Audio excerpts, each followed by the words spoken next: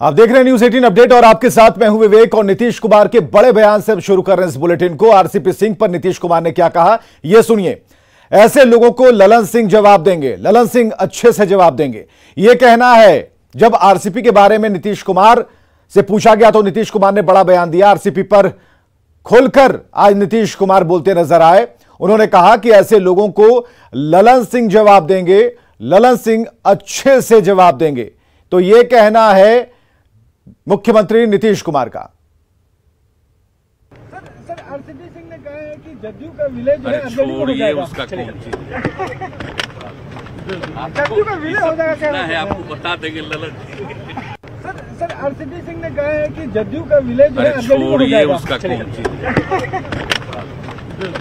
का विलय हो जाएगा है, आपको बता देंगे ललन।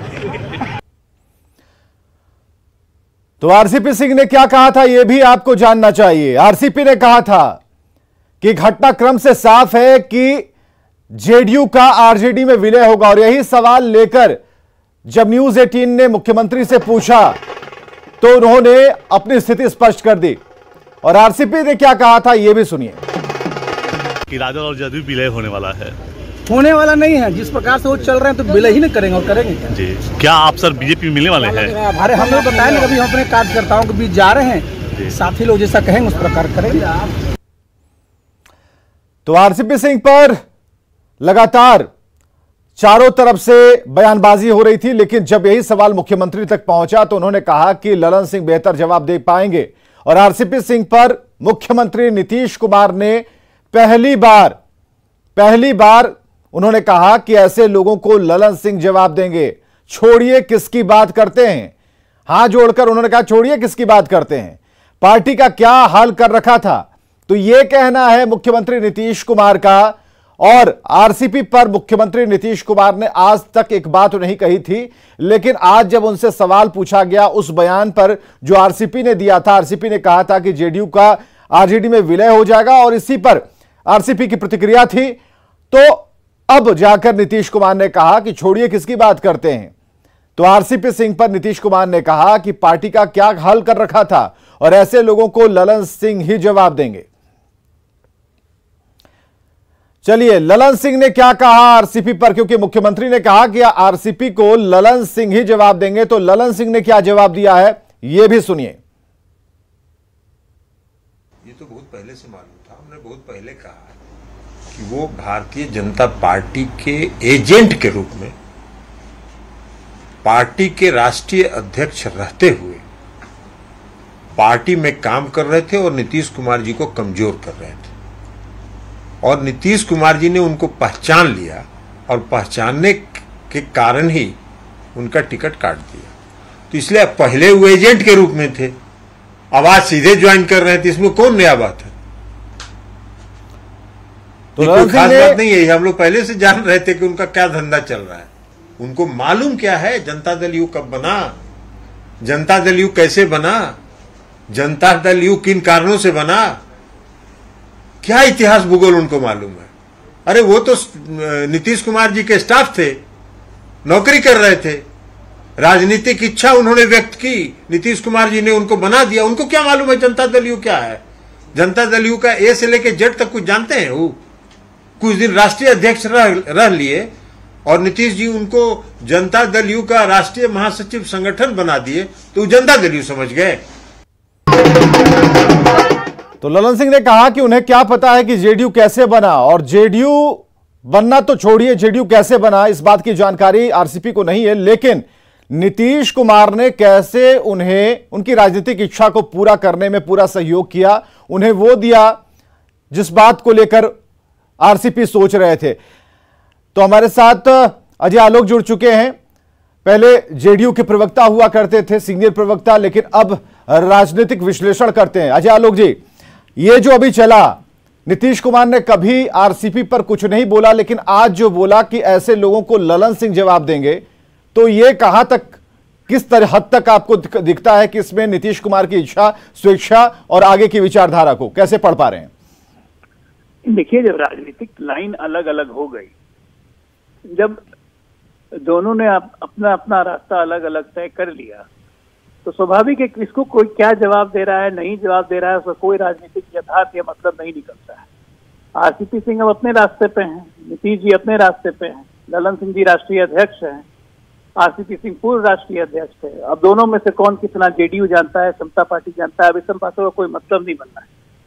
ये सब झूठ मूठ का वो मड स्लिंगिंग जिसको कहते हैं वही हो रहा है, इसका कोई मतलब नहीं है। विलय वाली बात पर कितना दम है? आरसीपी सिंह ने कहा कि जेडीयू का आरजेडी में विलय हो जाएगा। और ये भी बात आरसीपी जाने, उन्होंने किस आशय पे कहा कि जेडीयू को आरजेडी में विलय हो जाएगा। आप विलय करना चाहेंगे तो कोई रोक थोड़ी ना लेगा। ललन सिंह राष्ट्रीय अध्यक्ष हैं, बिल्कुल विलय कर सकते हैं। विलय करने की चर्चा तो पहले भी हुई थी, आरजेडी का, जेडीयू का, समाजवादी पार्टी का विलय नहीं हो पाया। तो ये विलय करना भी इतना आसान नहीं होता है। चलिए, बहुत बहुत शुक्रिया अजय आलोक। तो विलय करना इतना आसान नहीं होता, अजय आलोक का यह कहना है। रवि नारायण हमारे साथ सीधे जुड़ चुके हैं।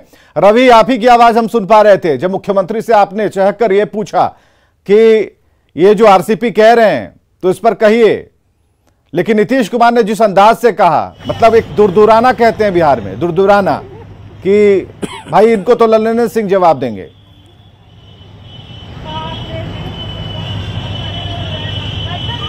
जी बिल्कुल विवेक, देखिए दिलचस्प बात यह रही कि जो सवाल था और आरसीपी सिंह ने जो कहा था कि जदयू का विलय आरजेडी के साथ हो जाएगा, यहाँ पे जब नीतीश कुमार मौजूद थे, यहाँ पे अंडरग्राउंड जो मेट्रो का उद्घाटन होना था, वहाँ पे नीतीश कुमार के साथ तेजस्वी यादव खुद खड़े थे। जब ये सवाल हमने उनसे किया तो वो पहले तेजस्वी के साथ मिल करके उसकी तरफ देख करके मुस्कुराया और फिर कहा कि ऐसे लोगों का जो जवाब है वो ललन सिंह ही देंगे। और चूंकि जिस अंदाज में कहा, एक बात तो साफ है कि उनके बयान के बारे में नीतीश कुमार को पता था कि आरसीपी सिंह ने क्या बयान दिया है, और इसीलिए उन्होंने कहा कि इनका पुख्ता जो जवाब है वो ललन सिंह देंगे। और इन्होंने पार्टी का क्या हाल कर रखा था ये सबके सामने है। हालांकि इस बात पर तेजस्वी जो है वो कुछ भी बोलने से बचते रहे, लेकिन नीतीश कुमार ने आपने ठीक कहा कि बिहारी भाषा में जो दुरदुराना कहते हैं, उन्होंने साफ तौर पे कहा कि ऐसे लोगों का हम नोटिस नहीं लेते हैं, और जो राष्ट्रीय अध्यक्ष है ललन कुमार, उनका बखूबी जवाब देंगे, और ललन सिंह ने बखूबी जवाब भी दिया। जी, तो अचानक से ये विलय वाली कहानी कहां से आ गई? आरसीपी के मन में क्या ये हाईलाइट होने की तैयारी है कि मीडिया का जो कैमरा है वो दूसरी तरफ जा रहा है तो उसको अपनी तरफ कैसे समेटे, इस तरीके से हम देखें? या फिर जो विलय वाली बात है, क्योंकि अजय आलोक ने कहा कि जिनका मन करेगा वो विलय नहीं करेंगे, क्या वो कर सकते हैं, वो उन पर निर्भर करता है।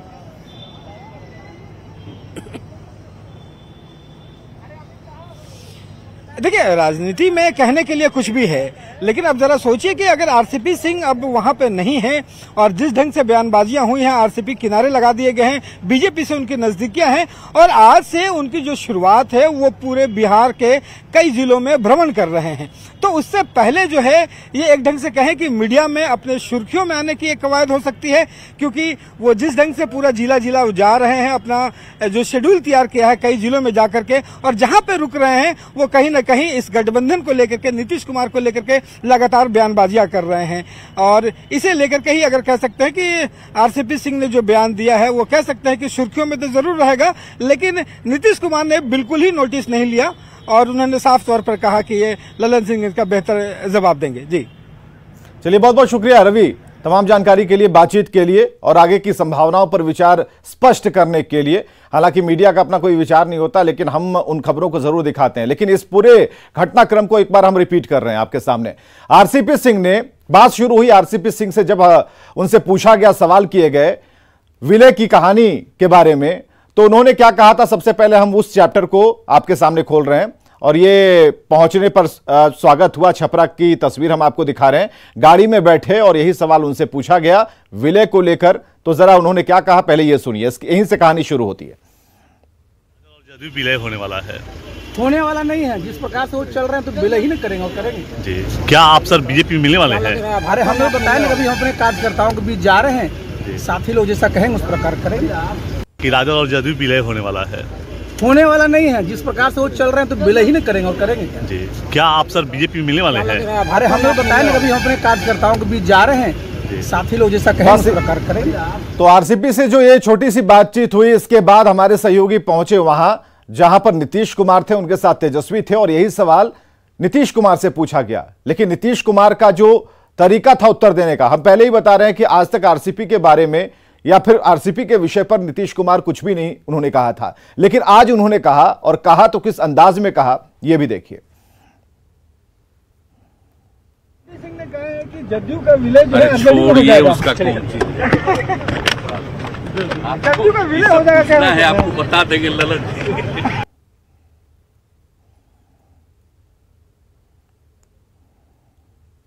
छोड़िए उसका कौन जदयू का विलय हो जाएगा, क्या है आपको बता देंगे ललन जी। तो नीतीश कुमार ने इशारा किया कि बता देंगे ललन सिंह आपको कि इस कहानी पर, ये जो उन्होंने आरसीपी ने कहा उस पर नीतीश कुमार ने अपनी प्रतिक्रिया दी और छोड़ दिया ललन सिंह पर। अब ललन सिंह की सुनिए, हम वहां भी पहुंच गए और ललन सिंह से भी पूछा, अब ललन सिंह ने क्या कहा ये भी सुनिए। ये तो बहुत पहले से मालूम था, हमने बहुत पहले कहा कि वो भारतीय जनता पार्टी के एजेंट के रूप में पार्टी के राष्ट्रीय अध्यक्ष रहते हुए पार्टी में काम कर रहे थे और नीतीश कुमार जी को कमजोर कर रहे थे, और नीतीश कुमार जी ने उनको पहचान लिया और पहचानने के कारण ही उनका टिकट काट दिया। तो इसलिए पहले वो एजेंट के रूप में थे, अब आज सीधे ज्वाइन कर रहे थे, इसमें कौन नया बात है? ये कोई खास बात नहीं है, हम लोग पहले से जान रहे थे कि उनका क्या धंधा चल रहा है। उनको मालूम क्या है जनता दल यू कब बना, जनता दल यू कैसे बना, जनता दल यू किन कारणों से बना, क्या इतिहास भूगोल उनको मालूम है। अरे वो तो नीतीश कुमार जी के स्टाफ थे, नौकरी कर रहे थे, राजनीतिक इच्छा उन्होंने व्यक्त की, नीतीश कुमार जी ने उनको बना दिया। उनको क्या मालूम है जनता दल यू क्या है?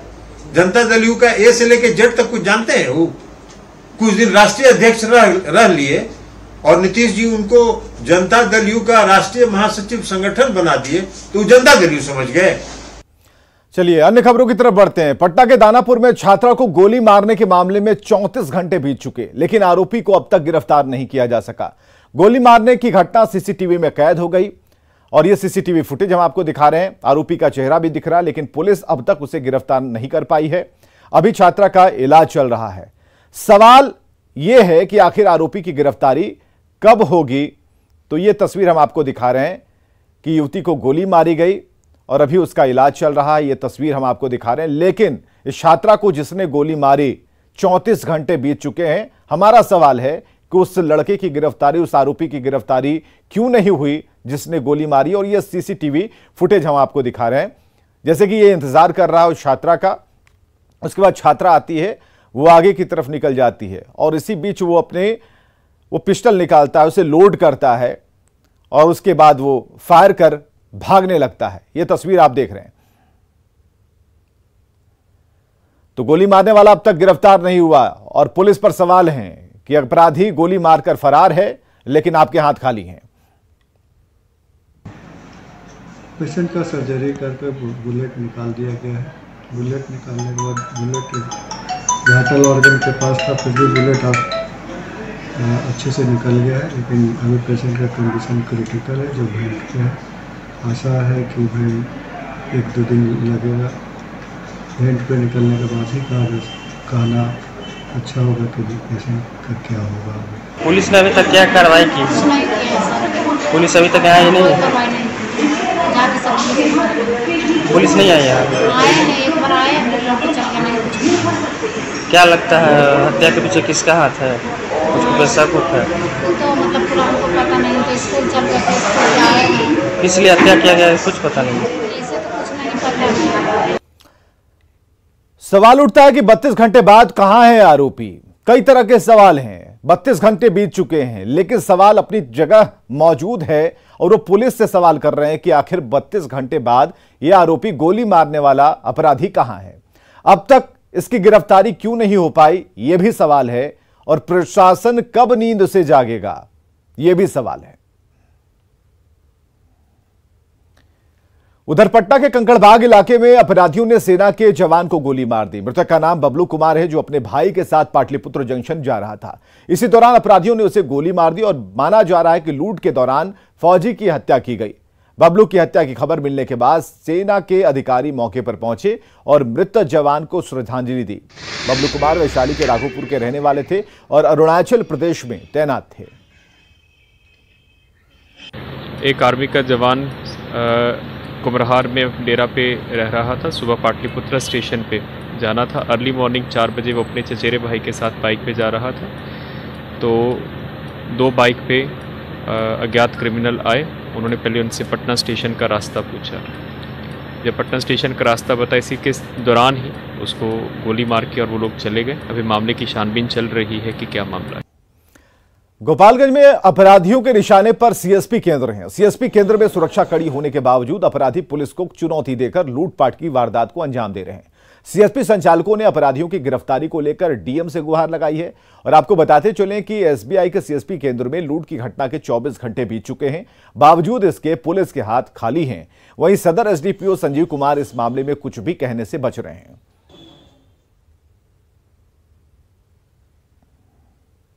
बजे के टाइम की बात है, 6 अपराधी 2 बाइक से आए, आके और बैंक में उस समय काफी भीड़ थी, महिलाएं भी काफी थी। उन लोगों को बंदूक से फायरिंग करते हुए अंदर गेट के ग्रिल के अंदर घुस गए। स्टाफ को बोल के मिला, मैं नहीं था। मैं जैसे ही पहुंचा यहाँ पे पीछे जितना काउंटर पर पैसा था वो पैसा लेके गोली फायरिंग करते हुए 2-3 लेडीज को वो लोग मारे भी हैं। सभी सीएसपी संचालक एक साथ डीएम साहब से मिलने के लिए आए हैं गोपालगंज में कलेक्ट्रेट में। सर से ये कहना है कि हम लोग सीएसपी चलाते हैं और आए दिन लगातार घटनाएं घट रही है सीएसपी केंद्र पर। सीसीटीवी फुटेज होने के बावजूद भी रोज सीएसपी की लूट हो रही है। रास्ते में चलते समय अपराधी घेर के गोली मार देते हैं, पैसा छीन लेते हैं। इसलिए हम लोगों ने सर से सुरक्षा की गुहार लगाने के लिए यहाँ पर हम एक साथ आए हुए हैं। सीसीटीवी फुटेज से और अन्य माध्यमों से सभी अपराधकर्मियों की पहचान कर ली गई है। जल्द ही सभी अपराधी पकड़े जाएंगे। ये एक पूर्व में जितने भी सीएसपी लूट हुई थी सभी का उद्भेदन हो चुका है, सभी का अपराधी जेल में है।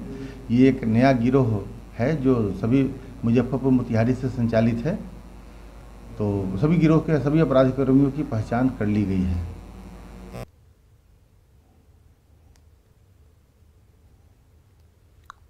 मुख्यमंत्री नीतीश कुमार ने पटना मेट्रो के अंडरग्राउंड काम का शिलान्यास किया। इस दौरान डिप्टी सीएम तेजस्वी यादव मौजूद रहे। मेट्रो का अंडरग्राउंड सेक्शन 8 किलोमीटर लंबा होगा और 6 अंडरग्राउंड स्टेशन यहां पर बनाए जाएंगे।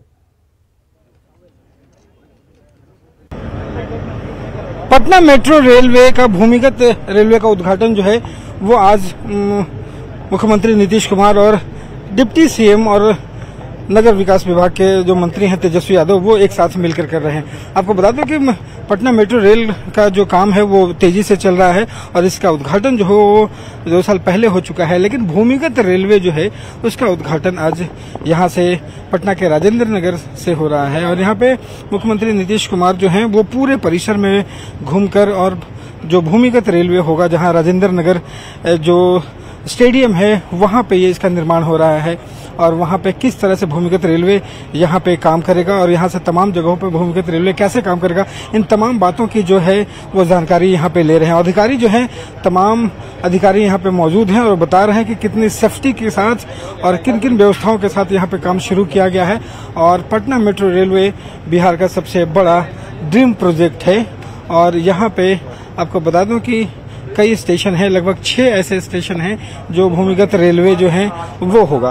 तो ये एक पटना की तस्वीर जो है वो बदलने वाली है इस मेट्रो के जरिए और इसका जो है आज मुख्यमंत्री नीतीश कुमार और तेजस्वी जो है इसका उद्घाटन कर रहे हैं। कैमरा पर्सन सुबोध के साथ रवीश नारायण, न्यूज़ 18 पटना। और आगे देखिए विशेष।